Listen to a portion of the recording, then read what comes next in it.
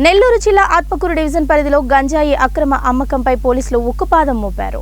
జిల్లా ఎస్పీ కృష్ణకాంత్ ఆదేశాల మేరకు డీఎస్పీ వేణుగోపాల్ ఆధ్వర్యంలో ఆత్మకూరు సీఐ గంగాధర్ తన టీంతో కలిసి స్పెషల్ డ్రైవ్ ఏర్పాటు చేసి దాడులు నిర్వహించారు. ఈ సందర్భంగా ఆత్మకూరు పట్టణంలోని పంట వీధి సమీపంలోని పంట పొలాల్లో గంజాయి విక్రయిస్తున్న 4 నిందితులను 5 మంది కొనుగోలు చేస్తున్న యువకులను అరెస్టు చేసి వీరి వద్ద నుండి 3.5 కేజీల గంజాయి 2 బైకులు స్వాధీనపరుచుకున్నారు. వీరిలో షేక్ మీరావలి, పరబ్రహ్మచారి 2 గంజాయి రవాణా చేసేవారు.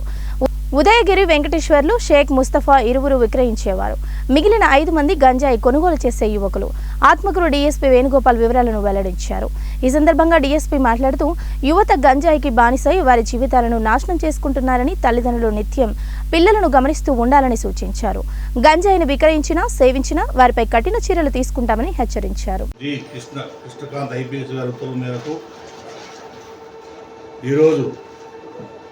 మా సిఐ గంగాధరరావు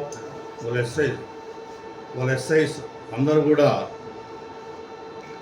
ఈ గంజాయి గురించి అమ్ముతున్నారు, సప్లై చేస్తున్నారు అనే సమాచారం మీద ఈరోజు దాడి చేయడం జరిగింది. వాళ్ళందరూ కూడా ఆత్మకూరు పంటల మీద పొలాల్లో కూడా శ్రీనివాస స్కూల్ ఆవరణంలో రైడ్ చేస్తే అక్కడ మొత్తం 9 మంది వ్యక్తులను అరెస్ట్ చేయడం జరిగింది. వాళ్ళు ముఖ్యంగా 2 షేక్ మీరావలి, దొడ్డూరు బ్రహ్మచారి, వీళ్ళిద్దరు కూడా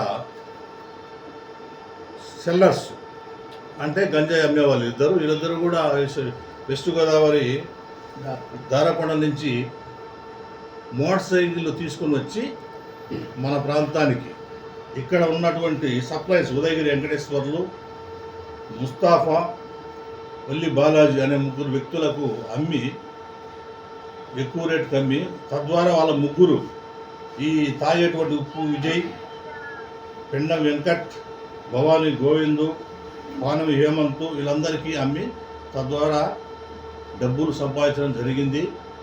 ఈ విషయంలో మా సిఐ గారు వాళ్ళ టీం అద్భుతంగా పనిచేసి ఇలా పట్టుకోవడం జరిగింది. వాళ్ళ దగ్గర నుంచి 3.5 కేజీల గంజాయిని, 2 మోటార్ సైకిళ్ళు స్వాధీనపరచుకోవడం జరిగింది. ఈ విషయంలో నేను అందరికీ తెలియజేయడం ఏమంటే, ఈ గంజాయి అమ్మినా కానీ, కొన్నా కానీ, దాన్ని ఉపయోగించినా కానీ కఠిన చర్యలు ఉంటాయి. ఆంధ్రప్రదేశ్ ప్రభుత్వం కూడా దీని మీద లీగల్ అని సపరేట్